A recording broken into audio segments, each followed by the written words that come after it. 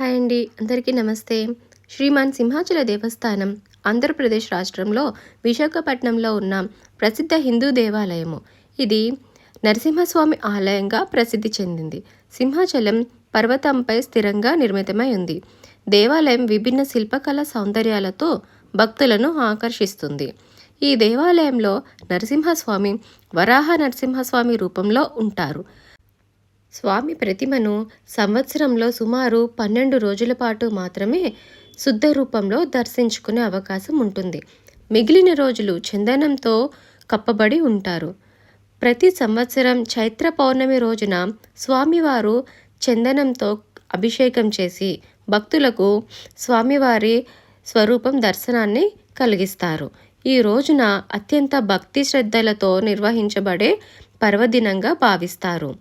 సింహాచల దేవస్థానం పురాణాల్లోని కథల్లోని ప్రకారం హిరణ్యకశిపుడు పుత్రుడైన ప్రహ్లాదుడి రక్షణ కోసం స్వామి నరసింహుడు ఈ చోట దర్శనమిచ్చినట్టు తెలుస్తుంది. ఈ దేవాలయ నిర్మాణంలో చాళుక్యులు, చోళులు మరియు విజయనగర రాజవంశాలు కలిగిన కళాశైలి కనిపిస్తుంది. సింహాచలం దేవస్థానానికి సమీప ప్రాంతాల నుండి వచ్చే భక్తుల కోసం తెలుగు, తమిళం, కన్నడ, హిందీ భాషల్లో దర్శనం మరియు పూజా కార్యక్రమాలు అందుబాటులో ఉంటాయి. విశాఖపట్నం నుంచి సుమారు 18 కిలోమీటర్ల దూరంలో సింహాచలం కొండ మీద ఉన్న ఈ ఆలయం రోడ్డు మార్గంలో సులభంగా చేరవచ్చు. ప్రతిరోజు ఉదయం స్వామివారిని మేల్కొల్పే కార్యక్రమంగా సుప్రభాత సేవ నిర్వహిస్తారు. ఇది స్వామివారి దివ్య సన్నిధిలో భక్తులకు ఆధ్యాత్మిక అనుభూతిని ఇస్తుంది. ఆలయంలో ప్రతిరోజు నిత్య పూజలు నిర్వహిస్తారు. వీటిలో కంకణార్చన, అష్టోత్తర శతనామార్చన, సహస్రనామార్చన వంటి పూజలు ఉంటాయి.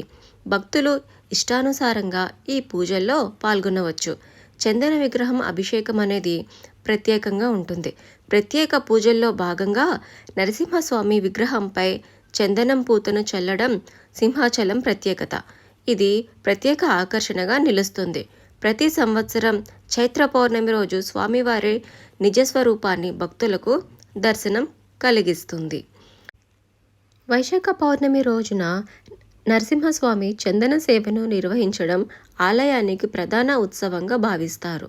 ఈరోజు స్వామివారి నిజరూప దర్శనం కలుగుతుంది. నరసింహస్వామి అవతారానికి స్మరణ కారణంగా జరిపే పర్వదినం. ఈరోజు ఆలయంలో ప్రత్యేక హోమాలు, అభిషేకాలు, పూజలు నిర్వహిస్తారు. భక్తులు నరసింహస్వామిని ఉత్సవ రథంలో తీసుకెళ్లే ఉత్సవం. ఇది చాలా ఆనందోత్సాహంతో జరుగుతుంది. కార్తీక మాసంలో ప్రతి సోమవారం మరియు ముఖ్యమైన కార్తీక పౌర్ణమి రోజు ప్రత్యేక పూజలు, దీపారాధనలు జరుగుతాయి.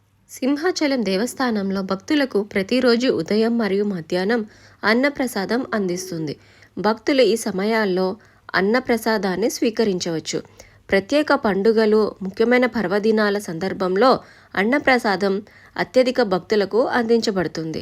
నరసింహ జయంతి, చందనోత్సవం, కార్తీక మాసం వంటి ప్రత్యేక పండుగల్లో ప్రసాదం కోసం పెద్ద సంఖ్యలో భక్తులు హాజరవుతూ ఉంటారు. అన్నప్రసాదానికి అవసరమైన సన్నాహాలు మరియు సరఫరాలు దేవస్థానమై నిర్వహిస్తుంది.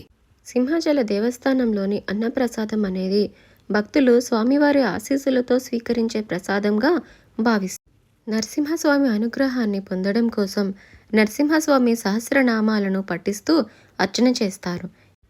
ఇందులో 1008 పేర్లతో నరసింహస్వామిని పూజించడం జరుగుతుంది. ఇది స్వామివారి కృపను పొందడానికి అనుకూలంగా ఉంటుందని ప్రజల నమ్మకం. ఈ విధంగా నరసింహస్వామిని పూజిస్తూ ఉంటారు. ఈ వీడియో కనుక మీకు నచ్చినట్లయితే లైక్ చేయండి, షేర్ చేయండి, సబ్స్క్రైబ్ చేయండి. Thanks for watching.